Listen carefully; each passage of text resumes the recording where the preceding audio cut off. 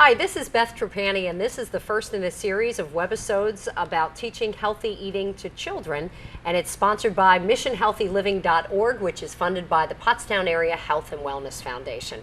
And my guest today is Allison Carr. She's a registered nurse and health teacher at the Wyndcroft School in Pottstown, which is a traditional private K-8 school. Yes. So Allison, thanks so much for being with us today. You do a program called Fresh and Local Fridays, and that's funded by the Pottstown Health and Wellness Foundation. Tell us about the program. Yeah, we've done it for 2 years now, and we're fortunate enough that the Pottstown Health and Wellness Foundation has, given us the ability to provide this. Every Friday in the cafeteria, or I should say once a month in the cafeteria, I demonstrate how to make a healthy snack, because we were seeing a trend where they're bringing in Doritos and things like that for a 10 o'clock in the morning snack. So I showed them how to make fresh snacks and really stress the importance of things that are locally grown, because it's very helpful to you, but also it affects the whole community. And then I give samples, and they try them. They love them. Was it hard initially to get kids to try some new things? And we're talking about produce. We're not talking about homemade chips, unless it's kale chips. Right. I was just going to say the kale chips were very hard to get them to try. Have you ever made them? I have. Them? Yes. They were very resistant, but they wound up trying them and liked them a lot. They're really good. So also sweet potato chips. We baked them, didn't fry them, because you can buy the sweet potatoes locally, and they really like them. So in general, you had a population of kids that were eating carbohydrate-heavy snacks. Yes. And so the goal is to get them to try some produce and some other things that are healthier. Right, and as a parent, I would always buy produce and fresh things, and the kids would, it was very hard to get my kids to eat them. So I wanted them to know that I spent a lot of money on this. They don't last. You need to realize that these things cost money, and you need to eat them if mom gets them for you.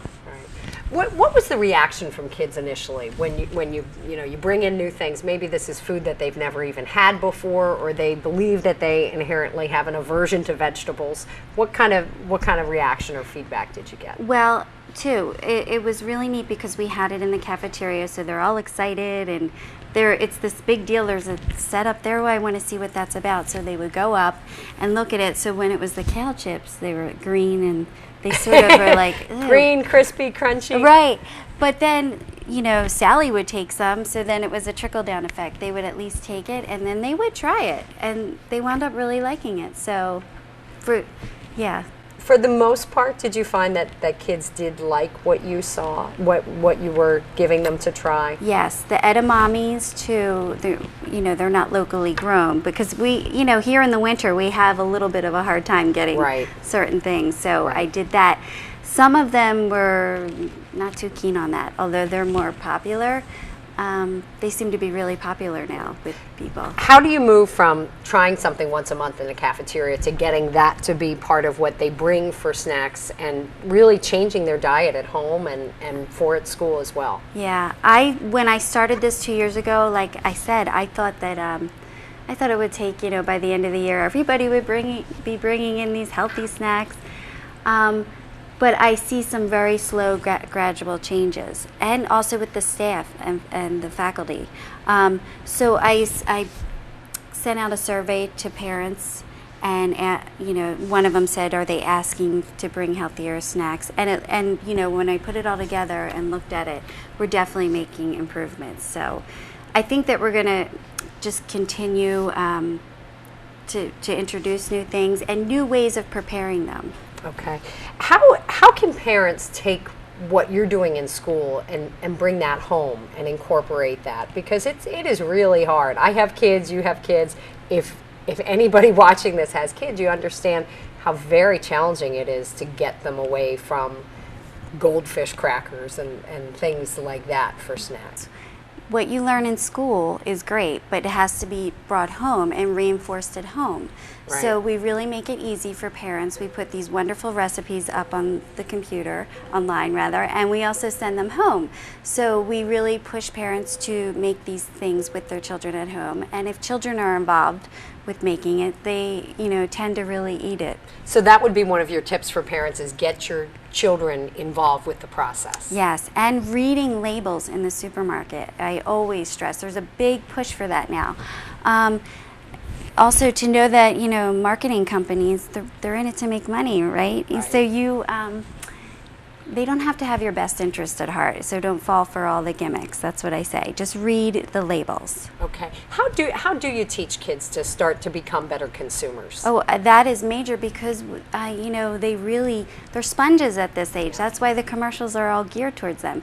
So I bring in empty cereal boxes and things like that. We talk about how they calculate, depending on the age group. Right now I have 10-year-olds, so we can talk about how you get the grams of fat, 3 grams, and where they come up with the calories and the science and the math behind it.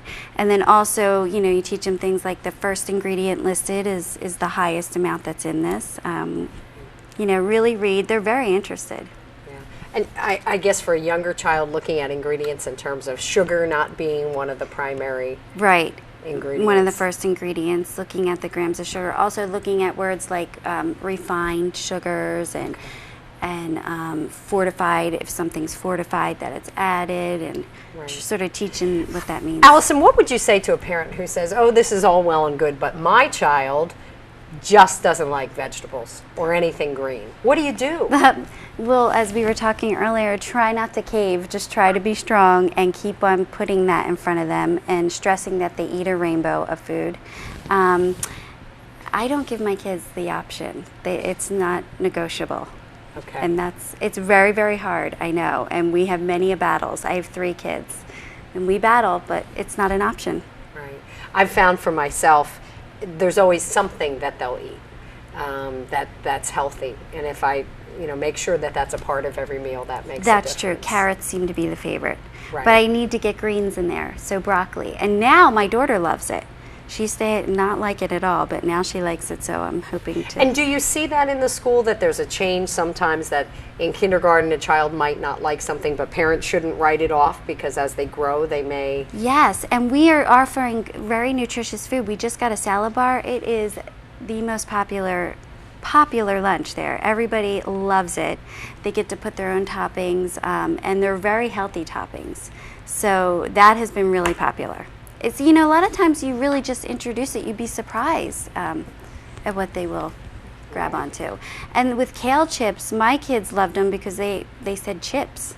They didn't care that they were green, but that was my children. I found a broccoli soup that my son liked, and I, instead of calling it broccoli soup, we called it creamy greeny. Oh. And so now he asks for It's creamy clever. greenery. You have to use your own marketing. That's right. Yes. That's right. Terrific. Well, Allison, thanks so much. It must be rewarding to know you're making a difference. Thanks for having me. Thanks. And again, this is the first in a series of webisodes sponsored by MissionHealthyLiving.org, which is funded by the Pottstown Health and Wellness Foundation.